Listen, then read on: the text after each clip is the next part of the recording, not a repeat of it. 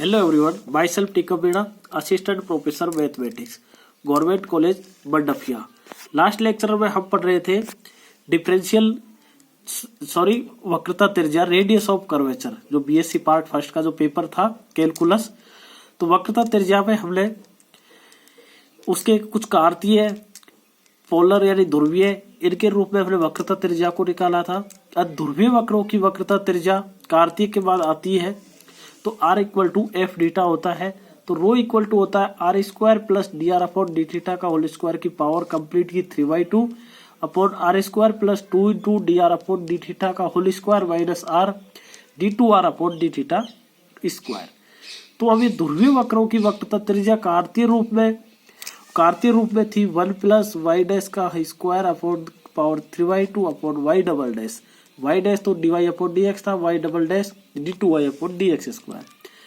पदिक वक्रों की वक्रता त्रिज्या rho equal to r d r upon d p, जो ये लास्ट इसके बाद नेक्स्ट लेक्चर पढ़ेंगे उसमें भी इसका काफी यूज होगा। स्पर्श रेखीय ध्रुवीय जो पी और साई वाले रिलेशन समीकरणों के लिए वक्रता त्रिज्या rho equal to p plus d two p upon d psi square.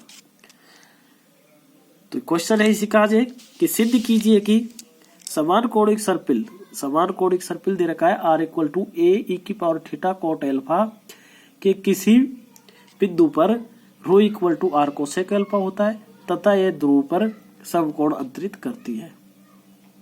तो हम इसमें निकालेंगे पहले वक्रता त्रिज्या rho equal to r cosec alpha. R equal to a e की पावर थीटा कोट एल्फा, तो डी आर जे इसका हमें अवकलन करना है क्योंकि इस सूत्र में हमें वक्रता के लिए इस सूत्र का यूज करना पड़ेगा। अब d r upon d theta equal to a e की पावर थीटा कोट एल्फा, तो क्योंकि अब अवकलन कर रहे हैं हम इसका ई की पावर थीटा कोट एल्फा का थीटा के सापेक्ष, ए कांस्टेंट है तो ई की पावर थीटा, एक बार ई की पावर का ई की पावर थीटा कोट एल्फा ही होगा और कोट एल्फा थीटा का अवकलन करेंगे थीटा के सापेक्ष, तो थीटा का 1 कोट एल्फा कांस्टेंट का गुणा कर देंगे equal to r cot alpha, क्योंकि इसकी वैल्यू आर है। इसी तरह d two r upon d theta square निकाले equal to cot alpha constant और आर का d r upon d theta. अब इसकी वैल्यू रखें हम इसमें d r upon d theta की लास्ट इक्वेशन से, तो ये आएगी आर कोट एल्फा, तो ये वैल्यू आई आर कोट स्क्वायर एल्फा। अब जो वक्रता त्रिज्या होती है ध्रुवीय वक्रों की वक्रता त्रिज्या वो rho equal to r square plus d r upon d theta का होल स्क्वायर और ये कंप्लीट की power 3/2 upon r square plus 2 d r upon d theta का whole square minus r d two r upon d theta square. यहाँ हम इसकी value रखें, इसमें r square plus d r upon d theta की रखें r cot alpha, तो r square cot square alpha हो जाएगा और इसका पावर 3/2 है। R square plus 2 d r upon d theta वही r square cot square alpha minus r into r, क्योंकि आर और ये आर कोट स्क्वायर एल्फा, तो ये आएगा r square cot square alpha हो जाएगा।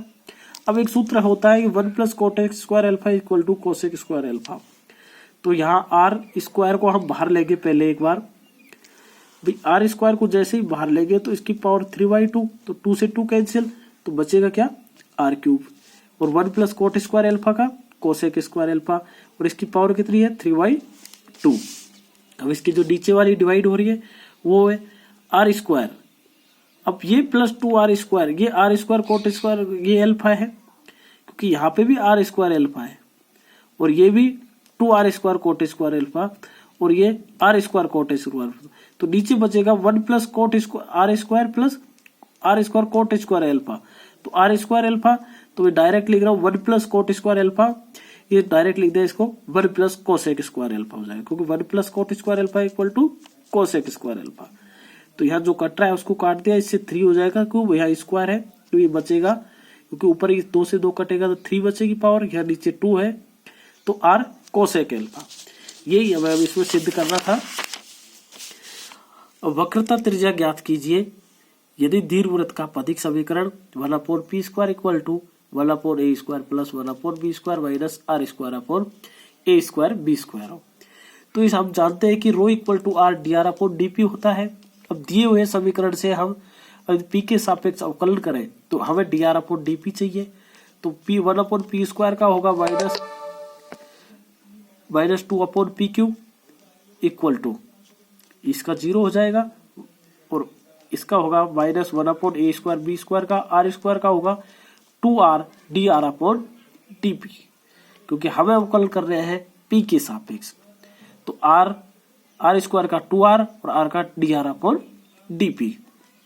तो 1/pq equal to r/a² b² dr/dp, minus minus plus, minus minus cut गया और 2 से 2, तो r dr/dp आया a² b²/pq, और हमें इसका इसका मान रखना है इसमें। तो रो इक्वल टू आएगा r dr/dp equal to a² b²/pq, जो इसके बेस्ट आंसर है। काफी इंपॉर्टेंट क्वेश्चन है, कई बार एग्जाम में पूछा गया है। क्वेश्चन देखने से ही पता चल रहा है कि हमें वक्रता त्रिज्या का formula rho equal to r dr/dp use करना है।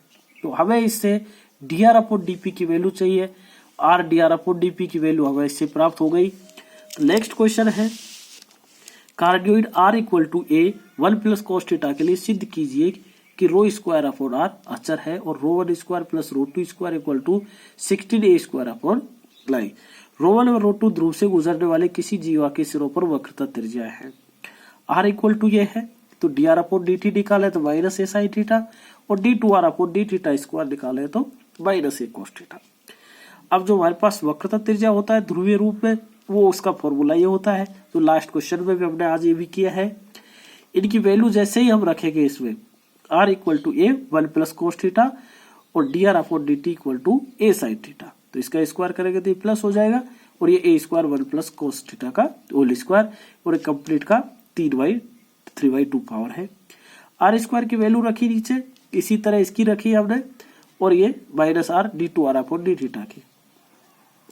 अब d2r/dθ² की वैल्यू हमारे पास -a cos थीटा है, तो पहले इसको -a को यहाँ बाहर ले लिया और r इक्वल टू a और cos थीटा इंटू a वाला, क्योंकि इसकी वैल्यू -a cos थीटा है। इसको जब कंप्लीट को हम हल करें और सिंप्लीफिकेशन करें इसको आगे, तो हमारे पास आएगा ये a² की पावर 3/2 हो जाएगी और 1 + cos² theta + 2 cos theta + sin² theta की पावर 3/2 अपॉन में a² कॉमन ले और इसको कंप्लीट को ओपन कर दिया। जो टर्म कट रही है उसको काट दिया और जो बच रही है उसको छोड़ दिया, तो a³ बचेगा या 2 से 2 1 + 2 cos theta + sin² theta + cos² theta, इसकी वैल्यू 1 होगी। इसी तरह 1 + 3 cos थीटा, क्योंकि sin² थीटा cos और ये 3 2 sin² थीटा + cos² थीटा, क्योंकि cos और cos 2 हो गए cos² में और 2 यहाँ, इसकी वैल्यू 1 होगी, क्योंकि sin² theta + cos² theta equal to 1 होता है। तो ये a × 2 1 + cos थीटा का होल स्क्वायर की पावर 3/2 और 3 × 1 + cos थीटा, क्योंकि 1 + 3 cos थीटा और ये 2 2 1 3 बाहर ले लिया तो 1 + cos थीटा।